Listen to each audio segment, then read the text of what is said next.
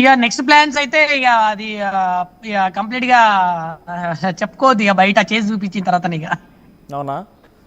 అంటే ఒక 3 months ఏమైనా బ్రేక్ తీసుకుంటున్నావా? లే అన్నా, ఎందుకన్నా మీరు ఎందుకు దాన్ని? అంటే మీ ఫ్యాన్స్ అడుగుతున్నారు. లేదన్నా, దాని గురించి చర్చ అనవసరం ఇప్పుడు ప్రజెంట్ అయితే. ఓకే.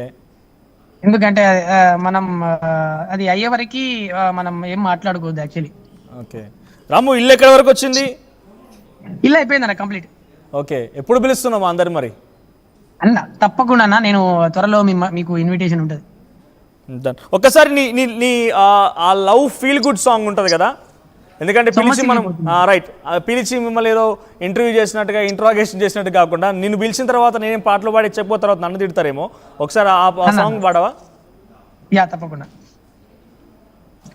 సొమ్మసిల్లిపోతున్నవే ఓ సిన్నారాములమ్మ, చెమ్మగిల్లి ముద్దియవే చూపించవే నాపై ప్రేమ, నల్ల నల్లని కళ్ళతో నాజుకు నడుముతో నన్నాగమే చేస్తివే, ఉండే గాలిలో తేలుతూ ఆరాటలాడుతూ నీ ఒళ్ళోనే వాలేనే, చుట్టూ దిప్పుకున్నావే ఓ సిన్నారాములమ్మ, చెమట సుక్కోలేది సయ్యకే నీ సీర కొంగుకే ముడివే.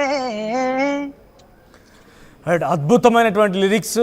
ఆ లిరిక్స్ రాసేది నువ్వే, పాడేది నువ్వే, డాన్స్ చేసేది నువ్వే. రాము, ఎప్పుడన్నా చాలా ఇండస్ట్రీ అంటే ఈ మధ్యకాలంలో చాలా ఫెమిలియర్గా అన్ని ఈవెంట్స్కి అన్నిటికి వెళ్తున్నావు కదా, నువ్వు తీసుకున్న బెస్ట్ అప్రిషియేషన్ ఏంటి? బెస్ట్ అప్రిషియేషన్ అన్నా అంతే ఇక, రాను బొంబాయికి రాను నెక్స్ట్ లెవెల్ మన తెలుగు పాట వరల్డ్ వైడ్ అయింది అనేది బెస్ట్ అప్రిషియేషన్. అంటే నీకు బెస్ట్గా పిలిచి ఒక ఫేమస్ సెలబ్రిటీయో లేకపోతే ఇంకేమైనా గామా అవార్డ్స్కి వెళ్ళా ఇంతమంది సెలబ్రిటీలు వచ్చారని చెప్తున్నావు కాబట్టి, ఎస్ రాము అని గుర్తుపట్టి రాముకు అప్రిషియేట్ చేయడమో ఇండస్ట్రీ నుంచో లేకపోతే ఇంకెవరైనా నువ్వు ఒక ఇన్స్పిరేషన్ చాలా పెద్దవాళ్ళు రిసీవ్ చేసుకున్నారు. లైక్ నేను కనిపించినప్పుడు అంటే లైక్ నేనే వెళ్ళాను వాళ్ళ దగ్గరికి. మన కోదండ రామరెడ్డి సార్ డైరెక్టర్ సార్, తర్వాత కోటి సార్,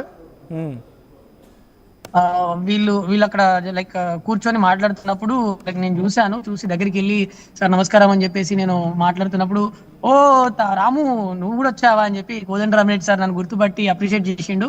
అండ్ కోటి సార్కి ఎక్స్ప్లెయిన్ చేస్తున్నాడు నా గురించి, ఇట్లా తమ్ముడు బాబు రాము రాథోడు ఇట్లా రాను బొంబాయికి రానని పాట సార్ కూడా గుర్తుపెట్టారు. అరే ఈ అబ్బాయి అని చెప్పేసి సార్ కూడా గుర్తుపట్టడం జరిగింది. అసలు నెక్స్ట్ లెవెల్ అబ్బా, అందులో సాంగ్ సౌండింగ్ కానీ తర్వాత వాయిసెస్ కానీ మీ డాన్స్ మాత్రం నెక్స్ట్ లెవెల్ ఉందని చెప్పేసి అప్రిషియేట్ చేసిండు. అండ్ నిజంగా వాళ్ళు గాడ్ బ్లెస్ యూ అని చెప్పి నన్ను బ్లెస్ చేసిరు. సో చాలా హ్యాపీగా ఉంది. Okay. So finally congratulations Ramu. ఏదేమైనా ఇంకా ఇట్లా నువ్వు ముందుకు వెళ్ళాలి. We're proud of you, that's it. So ఇంతకు మించి పెద్దగా ఏం చెప్పాల్సింది లేదు. Very much proud of you.